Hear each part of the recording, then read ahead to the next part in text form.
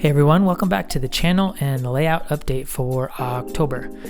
Before we jump in, if you want to follow along, hit that subscribe button and hit the little bell icon to be notified of future updates. I've done quite a bit on the layout this month, and what you see right here might be the most noticeable. This is a temporary piece of valance that I cut and installed on the layout, which holds the brains of the ambient sound module on my layout. I'll add a card here if you are interested in watching the progress. A few of you who have watched that video have asked how it sounded, so let me adjust the mic quickly. I'll power it up and show you how it turned out.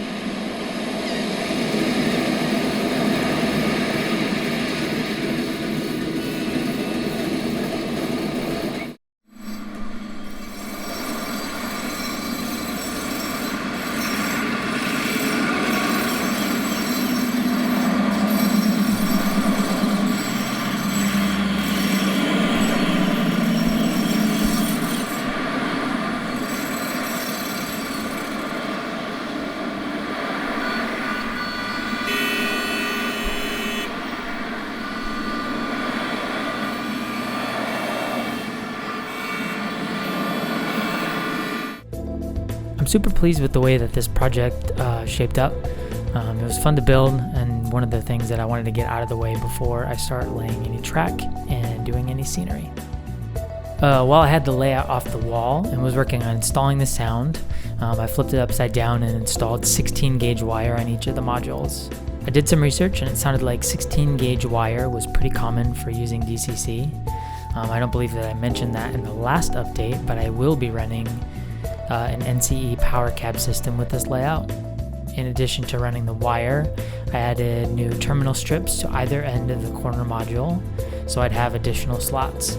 The main reason for that was because I installed an NCE CP6, and it may be a bit overkill for a layout this size, but I separated all three sections into their own port for circuit protection. As I expand the layout, more of the ports will be taken up, and I'd rather it be a bit overkill now and have reliable track work than to get deep into the project and it all fail on me. The third big thing that I did this month was cut pink polystyrene and some extruded foam board into rough shapes for the other two sections. I still plan on cutting back some more of the foam, so it's not permanently installed yet, and it should be completed by the next update. Over here in the corner, you can see that I have a Woodland Scenics riser, and that'll bring the track level up to where it needs to be for easy installation of the Walther's Cornerstone Bridge that will eventually end up right here. If you recall back to the first update on my track plan, I had a spur going all the way back to this corner at a pretty sharp angle, and I have decided to move that spur forward, and it will more than likely live right about here. I think I might have two industries use this particular spur as opposed to the one that I originally thought up.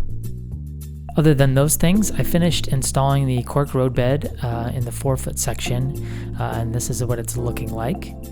I plan to have an industry that I'm going to kit bash and a spur that serves that right over here in this corner. I also added this little piece of foam, which eventually will have Sculpt-A-Mold on it, but I figured it was enough out of the way that I wanted to get that taken care of right now.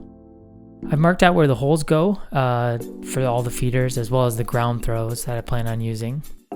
And in full disclosure, I have spent the last 2 months recovering from ACL and meniscus surgery repair, and while I was laid up during the month of August, I was able to get started on the track work and have most of the 4-foot module section complete, and here's what that is looking like.